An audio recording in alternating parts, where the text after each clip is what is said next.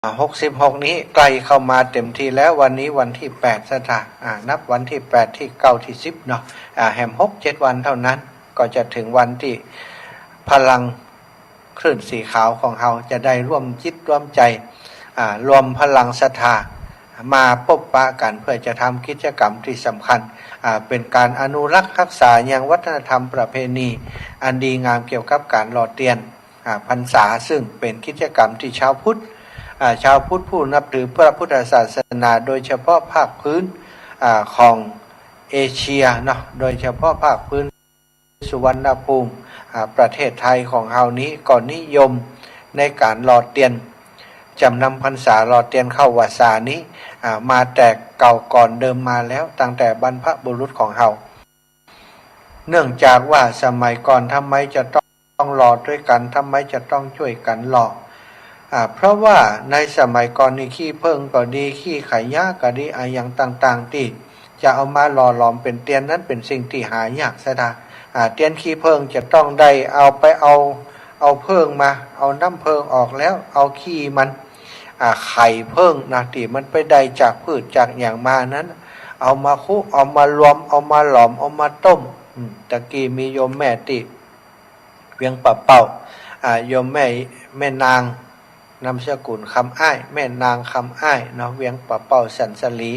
อีแม่ว่าอีแม่ได้ต้มไว้ให้ตุลูกเนเนอร์อีน่ะเป็นเตี้ยนขี้เพิ่งนะขี้เพิ่งแต้เนี่ยอันเนี้ยนะสถาขี้เพิ่งแต้ก็คือขี้เพิ่งที่เปิ่นได้มาจากรวงเพิ่งรังพึ่งเปิ่นเอาขี้มันมาเอามาต้มเอามากรองจนเป็นแผ่นเปิ่นจะเอาหมอบเพื่อ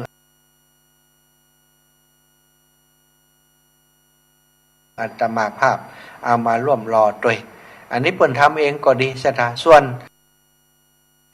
ขนาดนั้นสามารถจับปูจาได้เนาะแผ่น1แผ่นเทียนธรรมจักรแผ่นละ20ต่ออันที่ครูบาอาจารย์เปิ่นได้ตามวันเดือนปีเกิดของตั้นใส่ไปในแผ่นเทียนนั้นแล้วก็เอาไปหลอมไปหล่อร่วมกันสถามจำเป็นจะต้องไปซื้อเอามาเป็นกิโล2กิโลกองเป็นกองหนึ่งก็หลายตังค์นะใบอยากคือศรัทธาญาติโยมได้เสียสตังค์นักแล้วก็มาได้ลำบากกับศรัทธาญาติโยมต้องขนต้องย้ายต้องเอามาหื้อแหมเอกก็เลยได้ดำเนินการจัดการเรื่องนี้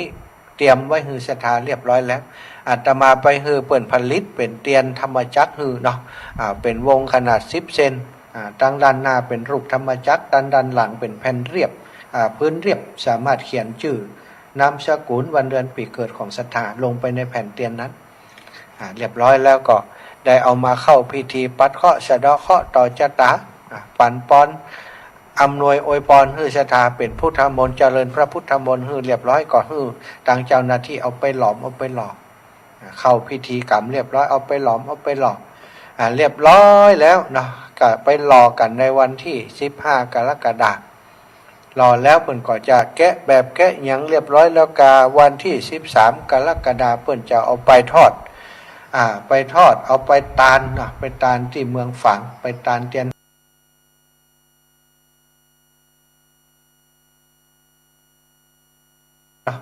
9 เล่ม10 เล่มถึงที่จะเอาไปถวายที่ห้วยงูในนะครูบาอาจารย์เพิ่นก็หันว่าที่ห้วยงูในนี้มีศรัทธาญาติโยมเวลามีกินมีทานมีการงานบุญของครูบาอาจารย์ในเครือข่ายคลื่นสีขาวเพิ่นก็ป้ากันมาเป็นพลังมาเป็นกำลังให้ครูบาอาจารย์มาร่วมสนับสนุนเป็นทุนในกิจกรรมต่างๆตลอดมา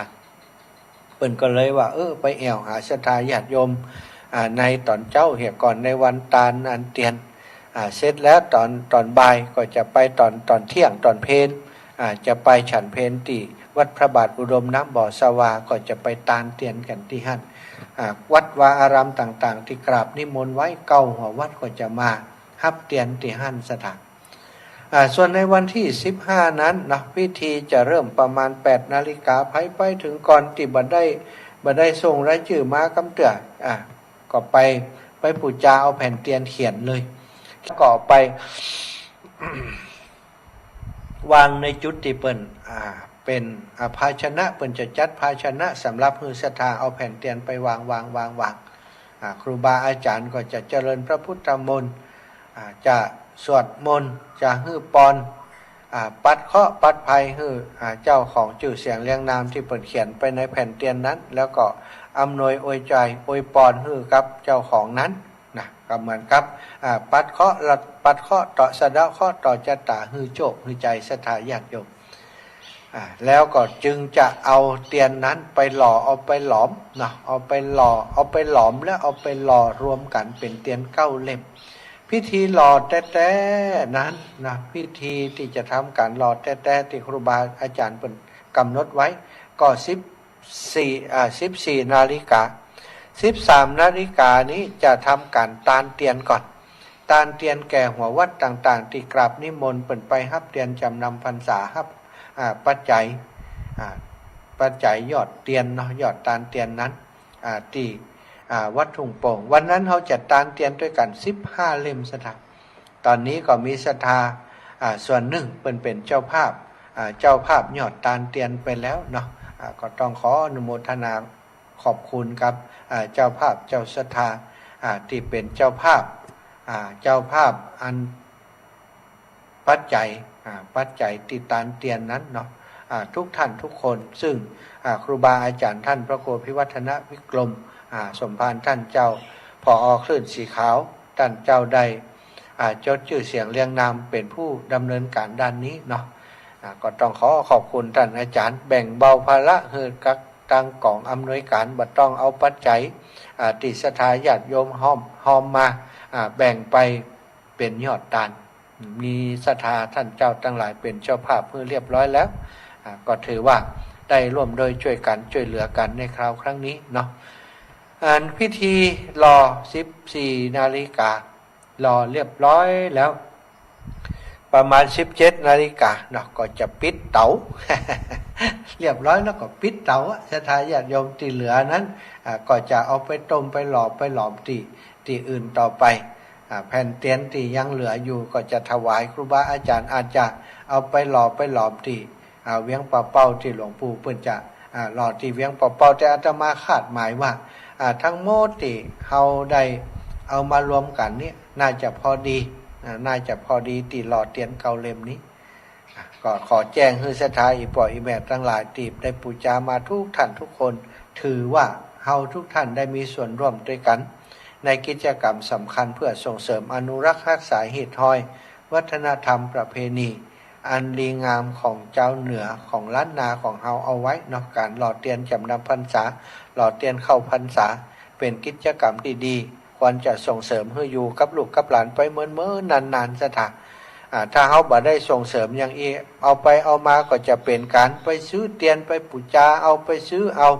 ตามร้านสังฆพันธ์อย่างต่างๆแล้วก็เอาไปตานเอาไปถวายเฉพาะครอบครัวของไผของมันเนี่ยมันบ่เป็นน้ำหนึ่งใจเดียวกันแต่ถ้าเฮาทำกันเป็นน้ำหนึ่งใจเดียวช่วยกันคนละเล็กละน้อยห้อมกันคนแล้วคน10 คน20กลายเป็นเตียน9 เล่มที่จะเอาไปทอดถวายตามวัดวาอารามต่างๆนั้นมันดูจะเปิดห้องว่ามันดูจะมีคุณค่าตั้งใจนักกว่าที่เฮาไปซื้อเอาเป็นเล่มมาแต่ถามว่าซื้อเอาเป็นเล่มมันดีก็ดีแต่คุณค่าตั้งใจความร่วม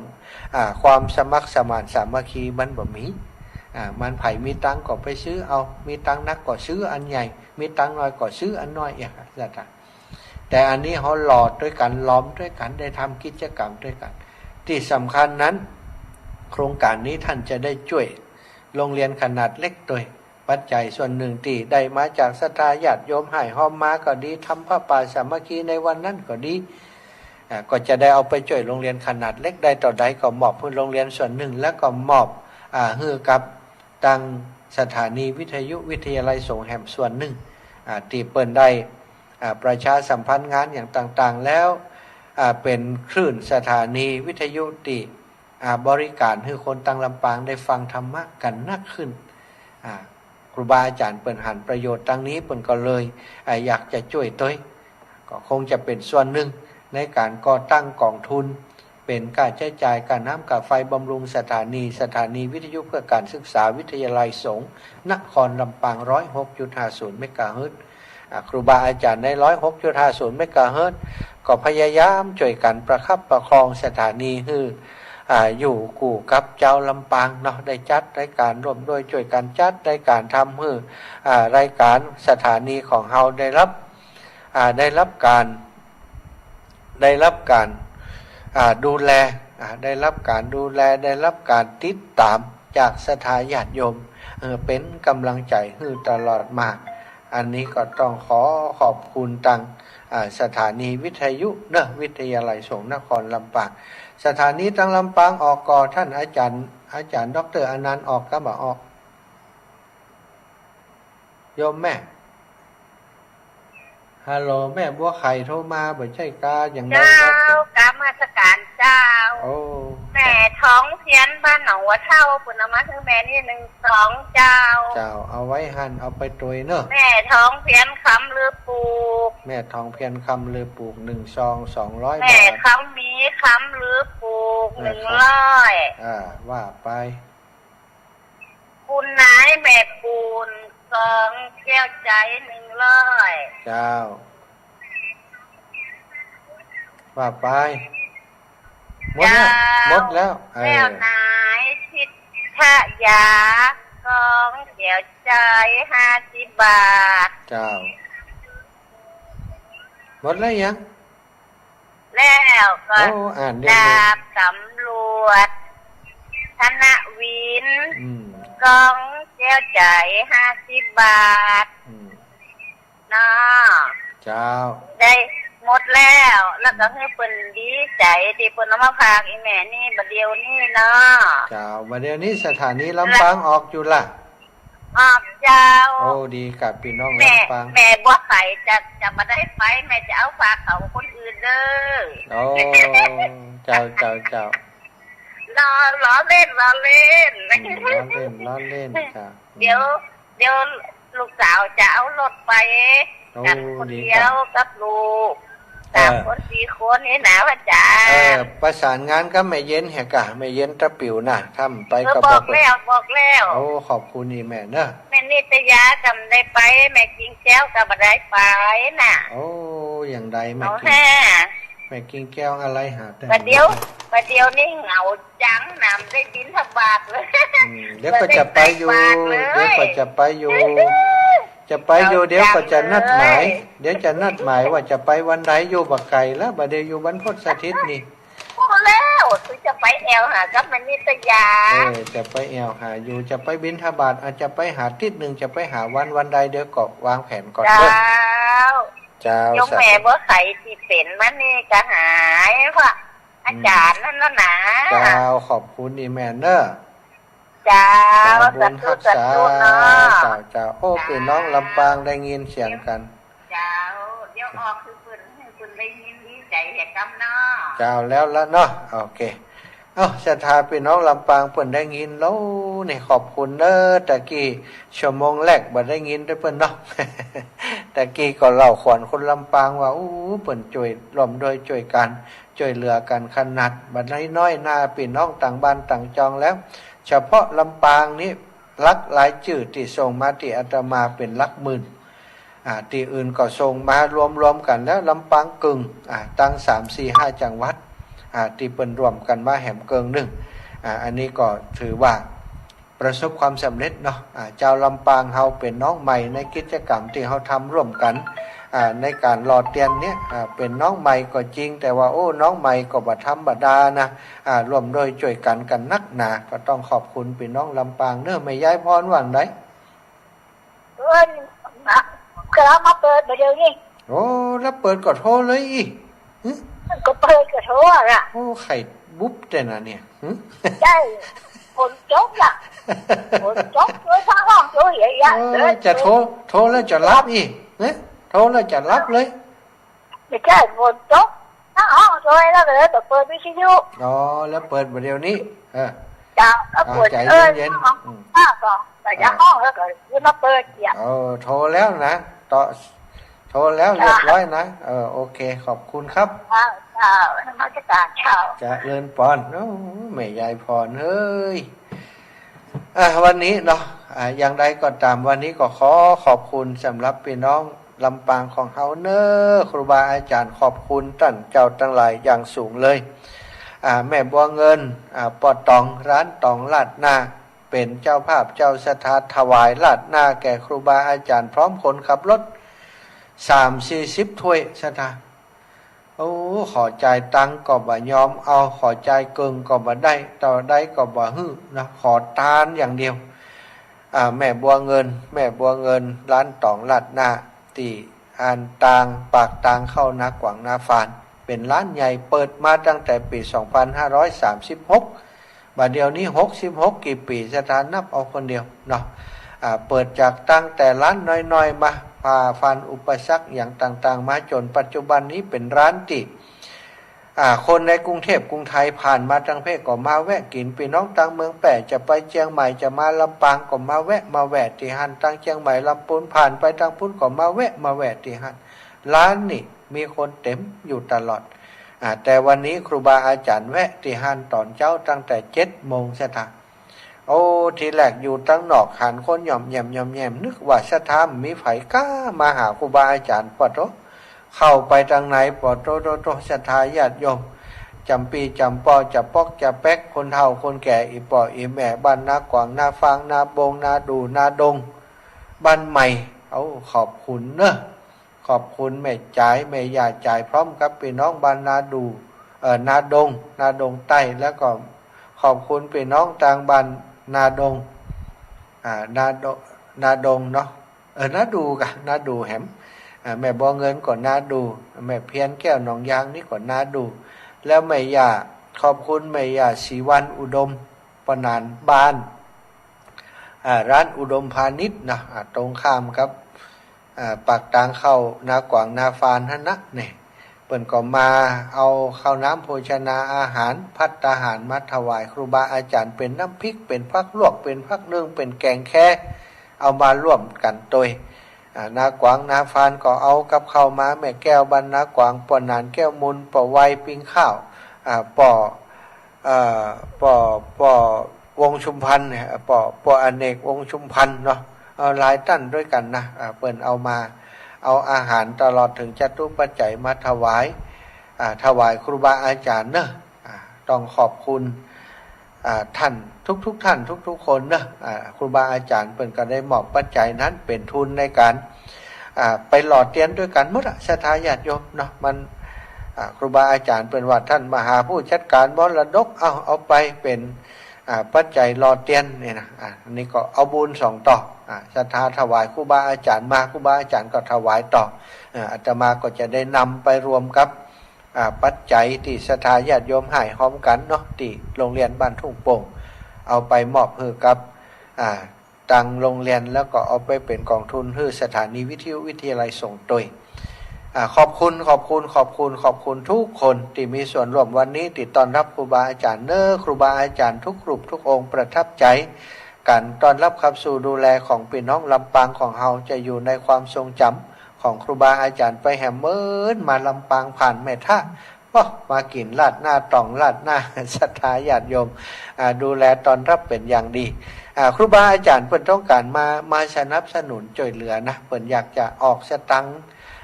กินของเปิ้นแล้วจะออกสตังค์กันเองอย่างแต่ศรัทธาตึงบ่ยอมแม่บัวเงินว่าขอแม่ขอถวายต้องการเอาบุญเนาะเอาบุญไว้ติดตนติดตัวคือครอบครัวไปถ้าเอาสตังค์ก็ได้เป็นกำไรก็ได้กำไรได้อยู่แต่บ่ได้บุญเนาะเพิ่นขอเป็นบุญเอาอีกก็ต้องขอบคุณแม่บัวเงินปะตองพร้อมกับครอบครัวของเปิ้นทุกคนและศรัทธาทุกหมู่บ้านที่มาต้อนรับครูบาอาจารย์ในวันนี้พี่น้องแม่ทะของเฮาเนาะขอบคุณแต่ในนามของคนลำปางในนามของครูบาอาจารย์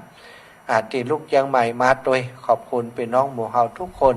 วันนี้ครูบาอาจารย์ที่เปิ้นมาแวะที่หันบัจจัยหยังศรัทธาได้ไปมุทิตาได้ไปแอวหาครูบาอาจารย์ที่ปูนที่อำเภอลับแลจังหวัดอุตรดิตถ์ ซึ่งก็เป็นเพื่อนสหธรรมิกสหพรหมจารีกับครูบาอาจารย์ที่จัดรายการเครือข่ายคลื่นสีขาวของเฮาเพื่อนไปแอวหากันอยู่เป็นประจำนะ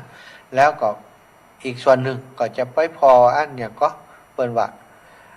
ของดังของดีของงานรับแลก็คือทุเรียนเนาะจะทานเนาะหลงรับแลหลินรับแลอีก ก็ไปบางรูปบางองค์เปิ้นเอาทุเรียนเพื่อจะไปฝากศรัทธาญาติโยมของเปิ้นด้วยก็ไปเหมากันมาคนเข่งสองเข่งอย่างเงี้ยอาตมามีตังนักก็เหมามาหน่อยนึง พอได้ฝากศรัทธาญาติโยมเนาะโอ้โยมแม่โทรมาแม่สมจิตประตูต้นพึ่งเจริญปอนแม่เจ้านี่แม่สมจิตนะพระอาจารย์เจ้าแม่ใครฝากสองอันพระอาจารย์นั้นอย่างก็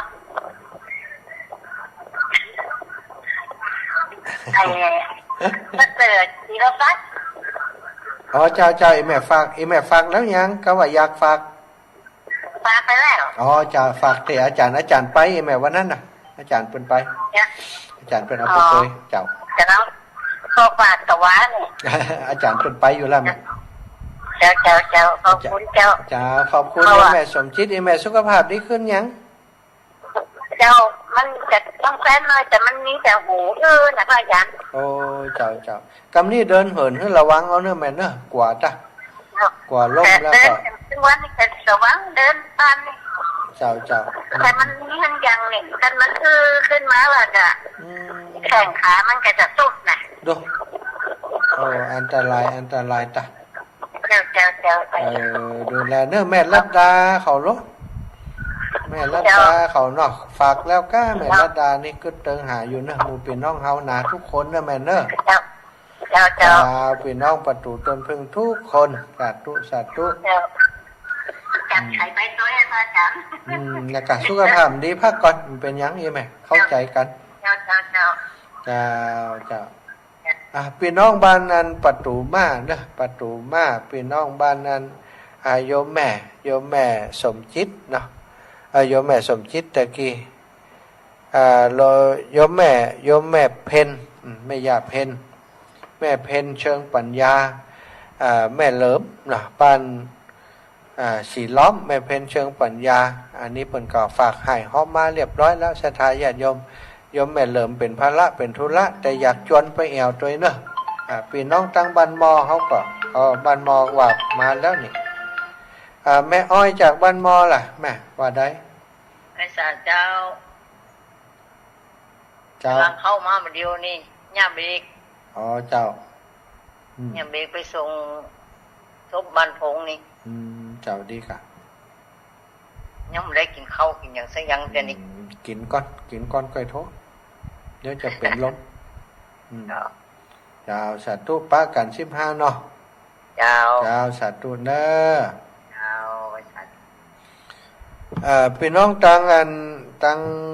บ้านห้วยฮีพี่น้องต่างห้วยฮีพี่น้องต่างบ้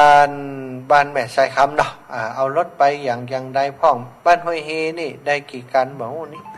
เนาะวันพุธเนอะจะไปจอมปิงจะไปหาแม่เทียมตาจอมปิงเจริญปอนหลวงตาโอ้หลวงตาโอ้หลวงตากิดหลวงตากิดครับผมหลวงตาครับแขกเยอะแล้วแขกเยอะนะแขกไทยเยอะแล้วก็ประธานจุ้งยอมเหรอครับผมวันนี้ตุลุงน่าจะมีภาระธุระสักแห่งหนึ่งจะบอกว่าให้ผมไปที่วัดทงพัฒนาหรือเปล่าฮะจะบอกเมื่อคืนนี้โทรว่าจะไปอะไรนะไปเทียบที่วัดอาจารย์ไปหรือเปล่าไปแกไปอยู่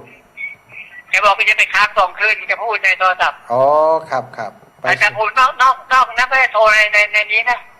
โทรนอกเครื่องหมายแกไป2 คืนก็วันดาเนาะวันดางานเนาะไม่ได้ผมก็จะรถไป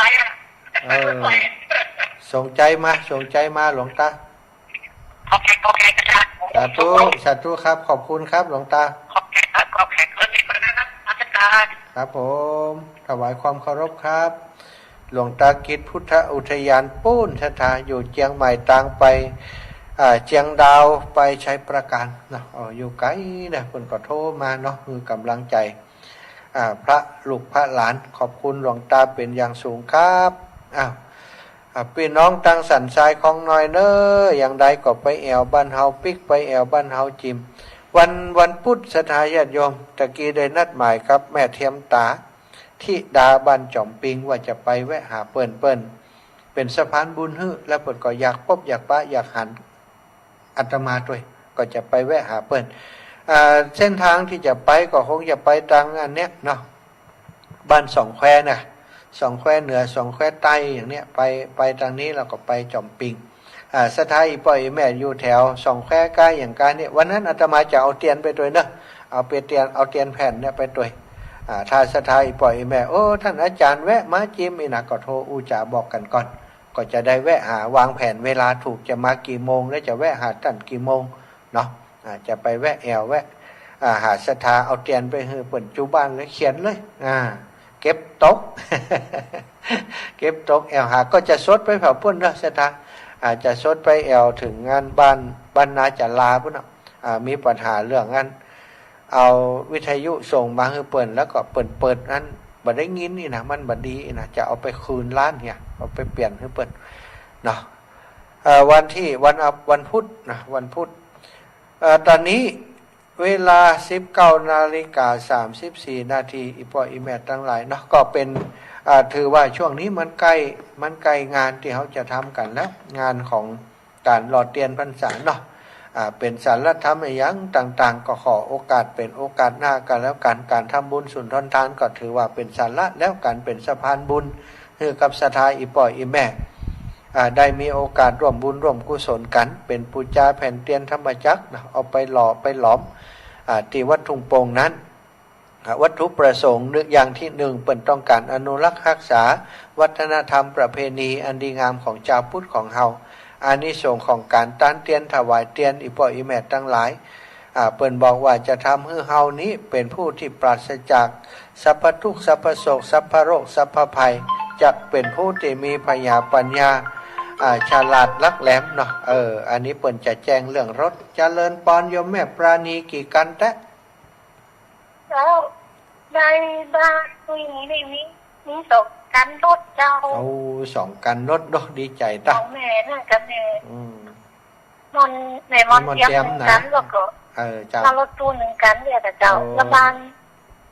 มันแม่น้องเห็นแม่น้องมันก็รถไปเองเจ้าเจ้าดีละอีแม่น้องดีขึ้นกะป้ากันพ่องก็สุขภาพดีขึ้นยังเจ้าดีขึ้นละแต่ว่าแม่ก็ไปหาเพิ่นอยู่นักกะเป็นห้องกับได้แวะหาเพิ่นช่วงเนี้ยเพิ่นว่าเพิ่นจะไปอยู่เจ้าเนาะตั้งแม่ใส่คำนี่มันค่อยมีไผเนาะมีกับแม่ใส่คำนี่เนาะได้เป็นเนาะปันห้วยฮีกับบ้านสีร้อนใจอาจจะมีแม่ใส่คำนี่บอกค่อยมีคนฟังกะคนนี้หนึ่งก็แม่ทำแล้วสิจวนมากะอีท่านมาหาไปหาเพิ่นแล้วเจ้าอีน้องเจี๊ยมนะน้องเจี๊ยมมันยุ่งกับงานอย่างมันไปนะไอ้คนพิการเนี่ยเปิ่นไปประชุมอย่างบ่อยๆอีล่ำค่อยได้ฟังไอ้มันเจี๊ยบนะจังเกินกันเนาะคนเอากับเล็กเกินเพิ่นนะเอาคนที่ฟังนะคะเอากับหมู่เฮาเนี่ยกับแค่หมู่เฮาคนนี้แต่ละเพิ่นมากันเลยนะแต่เพิ่นมาโทรมได้บุญไผบุญมันน่ะเนาะอีแม่ยังก็ที่เป็นนั่นอันตีหนังนะไปก่อนนะอ๋อแม่นั่นแม่บอกคุยเนี่ยแม่บอกคุยได้ไปก่อนบอกโหนี่เป็นแต่เป็นสายมันว่าเป็นสายจำนี้เวลาไปอีแม่ที่งานนั่งก่อนนะเนาะพ้นมาหาคนตลอดเนาะเจ้ามันก็ฝากมาหมดอ่ะเจ้าอีแม่ขอบคุณอีแม่แจ้งข่าวเนอะเจ้าสาธุเจ้าแม่เอาแม่บัวคลีทะโปตะกี้อีแม่จะโทรบอกเรื่องอย่างบอกว่าโทรมาได้เนอะแม่เนอะศรัทธาญาติโยมพี่น้องตังเชียงใหม่พี่น้องตังเวียงป่าเป้าเชียงไฮ้ที่ไหนก็ได้นะโทรมาเลย0808844173อยากจะทราบว่าจะได้มาหล่อเทียนด้วยกันก็จ่ายค่ะเอิญเชิญชวนกัน ถ้าได้มาก็บอกจิมถ้าไม่ได้มาก็เป็นยังบอกก็ได้อีแม่บ่ได้ไปเนอะอาจารย์อีน่ะเนาะพี่น้องทั้งแม่แจมรู้ฟังอยู่ก็จ้าพี่น้องทั้งแม่แจมพี่น้องจังแม่แจมฟังอยู่ก็จ้าแจ้งให้ทราบกำรู้เนาะจะมาก็มาบ่ได้ก็บอกกันพี่น้องตั้งเวียงปะเปาเจียงไฮ้ตะกี้สื่อสารกันไปหลายคนแล้วพี่น้องตั้งพุ่นนี่บ่แน่ใจว่าฟังอยู่ก่อนในช่วงเวลานี้เนาะพี่น้องตั้งอันแม่สวยท่าเกาะเนาะอันนั้นก็วันอังคารถ้าจัดรายการก็จะบอกเปิดแห่งกันแม่บัวขี้ท่าโปบรรจุดหลวงตะกี้แม่จะอู้เรื่องยังบ้างว่ายังได้จ๊ะไว้แต่เจ้าอาจารย์เจ้าแม่ยังจงไว้ชื่อไว้กี่หันหรอได้พอกำเตือนนี่จัดรายการอยู่เจ้าแม่บึกก็คอยกันแล้วก็อู้เขาบนฟังเนี่ยอู้อย่างได้อู้เนี่ยมันได้รายการที่บุญญาหวานแม่บอกเขียนส่งไลน์มาแล้วที่เขียนแล้วก็ว่าเขียนแล้วนะเจ้าที่เขา5 แผ่นแม่เขียนแล้วที่ไม่ได้เขียนบอกว่ายังไม่ได้เขียนแผ่นดูเห็น3-4 แผ่นเจ้าน้องส่งงานตะกี้เข้าบ้านมาล่าเข้าบ้านมาว่ะก็โอนตังค์เงินปีด้วยเด้ออีนะเจ้าคำพูดว่าน้าแม่น้องอยากการก่อนนี้ได้1,800 กับ50โอ้ดีกะแล้วก็แทนเขียนเดียวได้79เราบางคนก็หอมลอยเลยเจ้าแม่จังนักแต่เจนกว่าตัวลูกอย่างจังยำนักแต่เจนน้อยยังได้เจ้าสาธุแม่ขอบคุณไม่จำเป็นนี่จะไปสมปิงวันพุธพุ่นแม่เจ้าเนื่อจะฮับสายอื่นก่อนเนื่อแม่เจ้าสาธุเจ้าแม่โอ้ชัวไปเหมือนกันแม่ดาวเรืองก็วางสายพอดีเหมือนกันแม่จันป่างิ้วอีแม่วันก่อนนั้นหลวงปู่อู้เรื่องอย่างนะอู้เรื่องงานอย่างก็ของงานของบูดของเน่าอีกะแต่กินล้ำเอียฮะไปเอาตีเงี้ยหลวงปู่ห้องไม่จันปึ๊บไปอยู่ปลาลงมา50 แห่งเจ้าแม่เจ้าก็จะไปกันไปจังแม่ได้ไปกันประกอบแม่สาวขอถ้าจะไปโดยแม่จิรพันธ์ก็ขอให้แม่ได้กันล่ะได้หลายกันลูกอันเนาะแม่จิรพันธ์วันนั้นบอกเขา5 กันแล้วน้องแม่จิรพันธ์นะเจ้า5 กัน6 กันเป็นของแม่แต่นะ6 กันหลวงปู่แห่งลบมูนั่นแห่งหลายอยู่น่ะเนาะหลวงปู่นี่หนูนะเจ้าแม่เจ้าไปดูเจ้าสาธุนะแม่นะประกาศวันที่10ถ้ามีเวลาจะเข้าไปอันสามารถสัญจรได้เปิ่นได้ไหมเจริญพรแม่บัวลอยชัยสวรรค์จะไปแอวหานะเดี๋ยวนี้จะมาเมื่อใดเจ้าพูดจากวันที่10นี่แน่นะแม่วันผูกประชุมแล้วก็วันที่10เนี่ยจะไปถ้ามาก็ดีใจที่แม่โอนไปแม่แรงนี่200 บาทเจ้าแม่หันอยู่โอนไปหาอาจารย์เลยเนยแม่บัดจำหมายเลขบัญชีของโรงเรียนน่ะเจ้าเอาต้องโอนขึ้นแม่เนี่ยโอนใส่โรงเรียนเลยเนาะเจ้าถามใจอาจารย์จะใส่ให้แม่พ่อแม่มีจื่อละออนตัวอาจารย์คือเนี่ยคือแม่จดยังได้ไปแล้วก็เขียนอันเอาล้อมอีแม่เพราะเอาจื่อละออนก็เขียนมาด้วยฮะกะทรงเจ้าอีแม่มีไลน์เขาก็บ่มีเจ้าอีแม่ก็จ้างไลน์ละออนก็บ่อยู่บ้านเนี่ยเดี๋ยวก่อยป้ากันพูดเนาะถ้าเข้าไปหาเด้อเจ้าสาธุขอมาถ้ามาบุญแม่สิชุดเลยสาธุไปกันสาธุเจ้าขอบคุณมากเจ้าแม่บัวลอยชัยสวรรค์แม่ดาวเรืองวัดโพรงธรรมเนอะแม่ดาวเรืองโทรมาแหมใหม่เนาะโยมแม่จงดีอันนี้เปิดไลน์มาลูกขอดูหน่อยนะไลน์057464แม่ดาวเรืองแม่ดาวเรืองมาแล้วแม่ดาวเรืองว่าได้แม่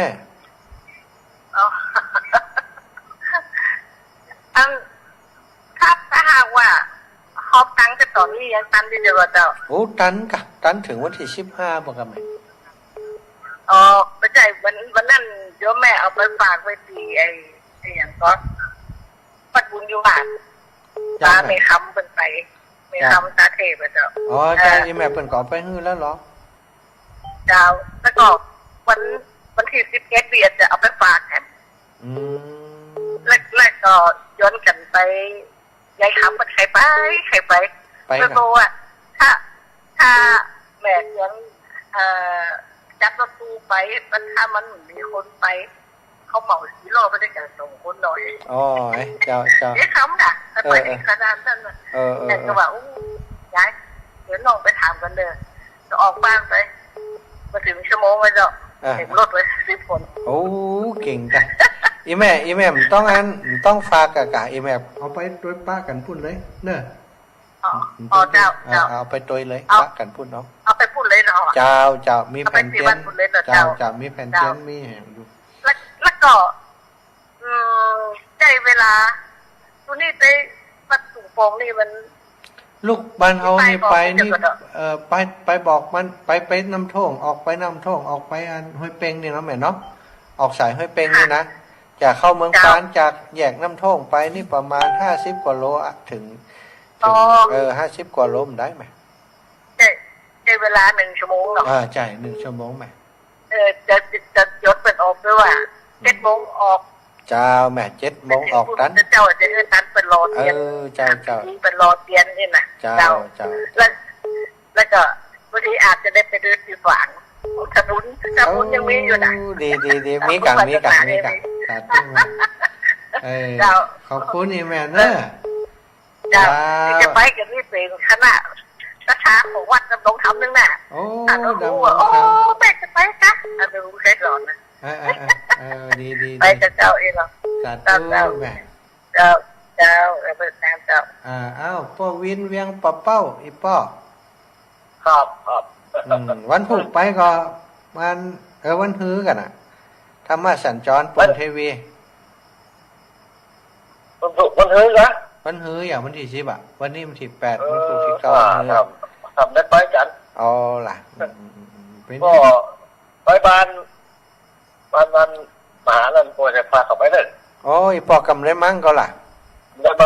รับโอ้ยพาเขาไปพ้นบ้านนี้เขาไปหมู่เขาจันกันโอ้ค่ะดี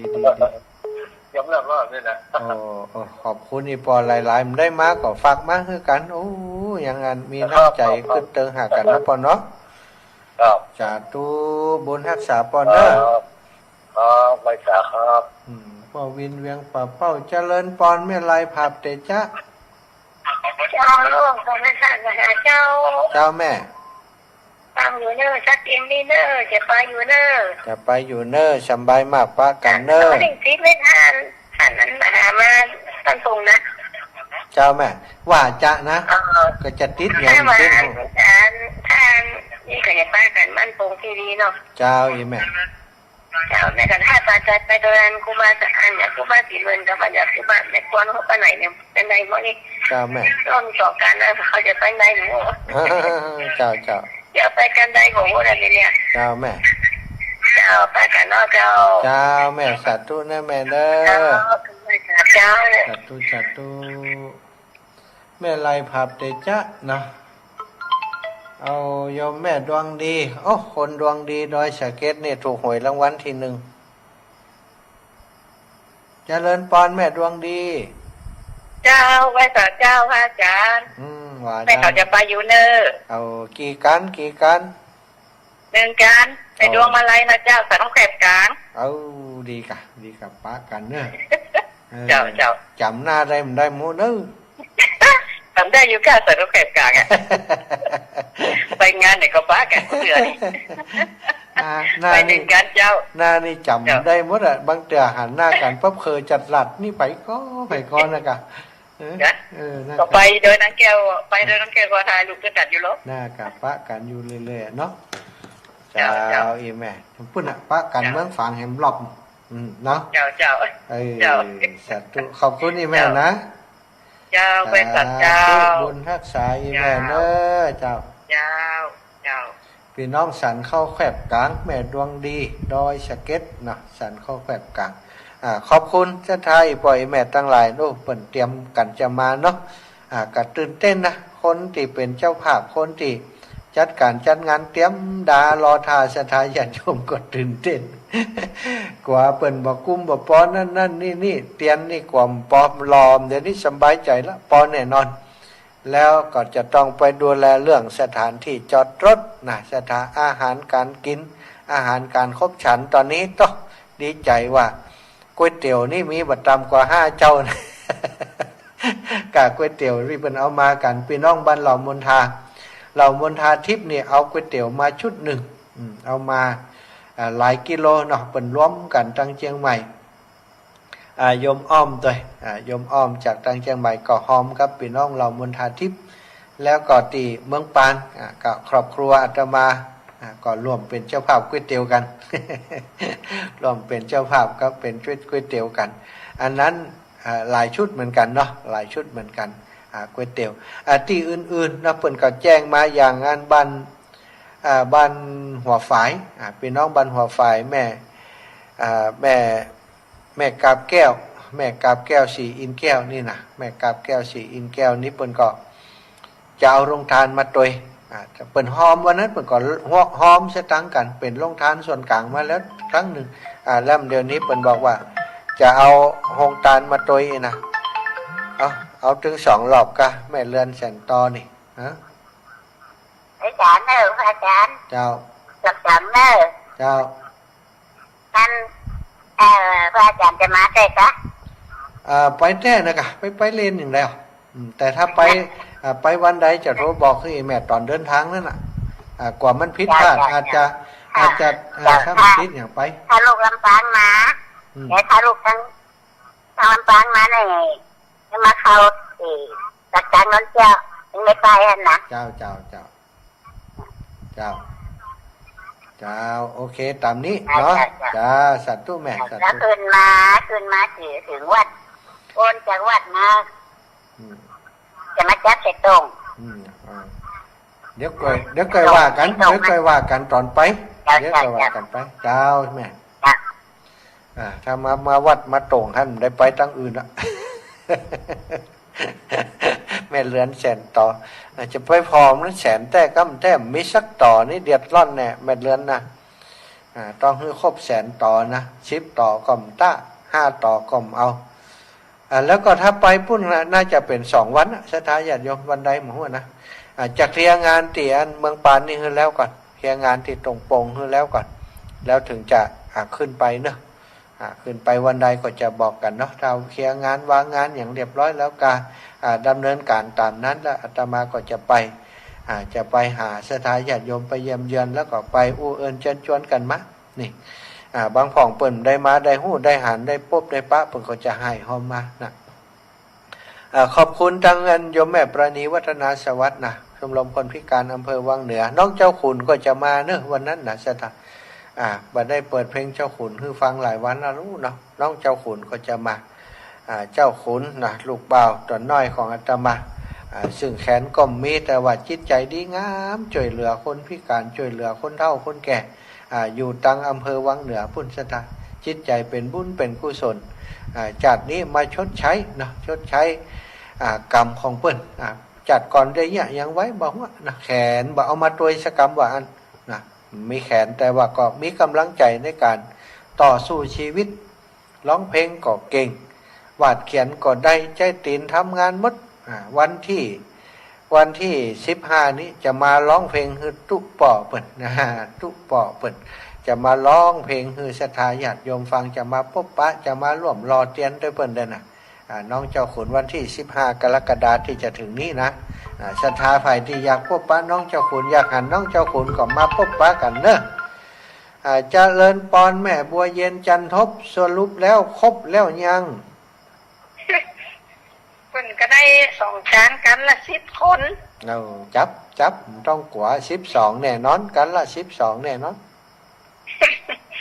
ถ้าถึงใกล้ๆคงจะมีเหลือไหมเห็นสักคน2 คนแน่นะแล้วเดี๋ยวมาอยู่นี่ละคะมาอยู่ที่บรรพตนี่ละคะวันนี้ท่านอาจารย์บอกว่าวันดีขนัดอีว่ะวันนี้วันมันวันขันนี่ก็มานอนกันวันนี้คือนอนนี่คืนวันผูมเจ้ากับเจ้าแล้ว โอ้ มันขันยังได้มวนภูมิเจ้าบิณฑบาตแล้วกินฉัน ขนาดวันดีนะภูมิเจ้าจะหนีแล้วนี่ วันแหลกป๊บเจ้าเลยดูเนาะแต่งงานครบ3 วันเปิ่นเพิ่งออกจากบ้านนี่กะอันนี้วันเดียวเจ้าแล้วเนี่ยเจ้าบ่าวหายมาเอาวันคือเปิ่นเนี้ยครูบาอาจารย์ก็มาวันนี้ท่านพระครูอภิวัตรหลวงพ่อพระครูสาธุกิจจานันท์ครูบาอาจารย์จากเชียงใหม่มาเป็น19 ตนนี่ไหมมาแอวหาดีนี่ป้ากันไปแอวรับแล้น่ะมาเหยียบมาหย่ำตีนี่เรียบร้อยละครูบาอาจารย์อ๋อที่มันไปอุตรดิตถ์มันมาแวะแอวหาอะไรมาแวะนี่กลับมาด้วยกันนะเขากับต้อยบนม้านะก็ว่าแวะหาครูบาอาจารย์นี่ตอนนั้นไปก็เตือนหาอาจารย์สาธิตไปยังไปแอวได้นี่ไปแอวมันได้ไปอันเอาตังไปถวายเปิ้นจ่วยอันเปิ้นอบรมนะกะเอาตังไปถวายท่านอาจารย์ด้วยป้าหลวงพ่อเปิ้นไข่หันนี่ไหมแม่ก็ไปรู้ตอนนั้นนะไปสุดเตือนเปิ้นอบรมโมติดย้ายแม่ก็เอาต้มขนมไปถวายตอนแรกก็จะเลี้ยงข้าวบนหลังต้องแล้วแม่เอาของหวานมาผลไม้มาดีนี่เดี๋ยวก็จะขึ้นบ้านใหม่อยู่นะนี่นะนี่จะบอกไอ้แม่อยู่เนี่ย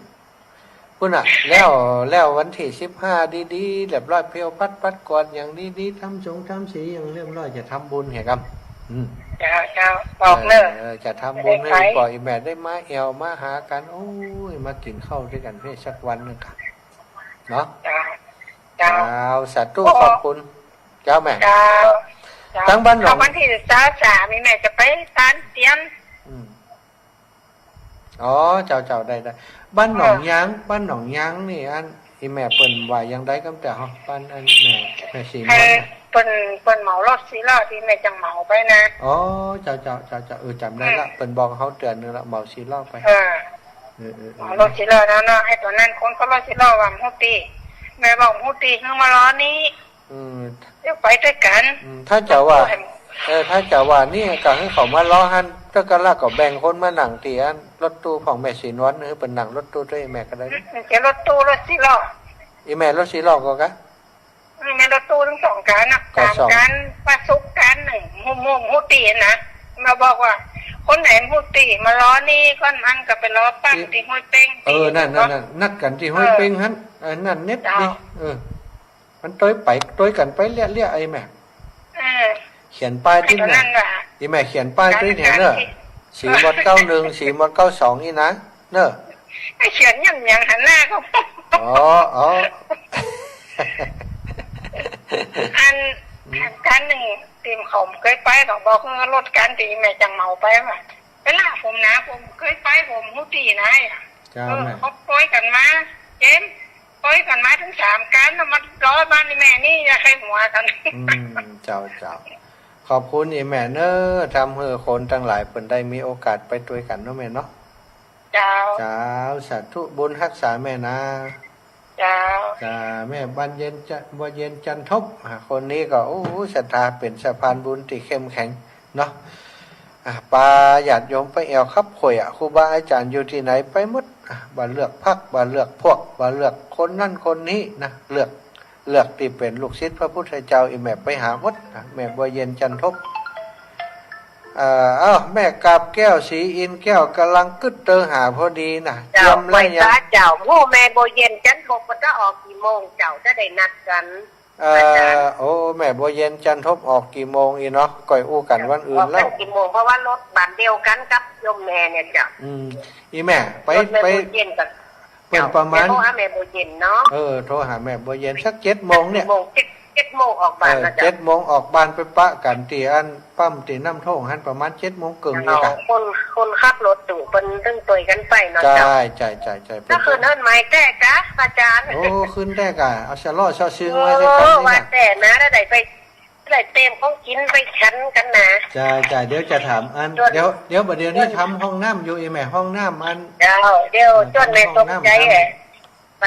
ทำอย่างกันเรียบร้อยก่อน ทาสีทาอย่างตั้งไหนนี่เหียสักคำไม่กะปลาอีปล่อยแบบเป็นไม้แอลพอถูกอยู่นี่ผมจะได้โดนญาติโยมมาคืนเฮือนไหมได้เจอกันนะเจ้าค่ะอาจารย์เจ้าเฮือนใหม่กุฏิใหม่เจ้าได้คืนเฮือนใหม่เจ้าสาธุนะโยมแม่เขาจะไปเจอกันจ้าบ้านใหม่อาจารย์อย่าสาธุเนอพระอาจารย์เจ้าสาธุบุญรักษาแม่เจ้าจะได้พวกห้าเจ้ารถจะคล้องรถตั๋วออกกันกี่โมงเนาะเจ้าแม่สาธุแม่เจ้าเนอเจ้าเป็นกำลังใจเนอเจ้าสาธุแม่เจ้าศรัทธาญาติโยมเนาะหมดเวลาหมดแล้วอาตมาภาพขออำนวยอวยพรให้ศรัทธาเท่าแก่ปล่อยแม่ทุกท่านทุกคนติดตามรับฟังรายการอยู่ในช่วงนี้พี่น้องลำปางเชียงใหม่พะเยาแปรนันทุกที่ทุกแห่งเนอพี่น้องเชียงรายโดยขอให้อยู่ดีมีสุขมั่งมุนตุนเต้าเป็นกันคู่จุคนจัตตารโอธรรมาวัฏันติอายุ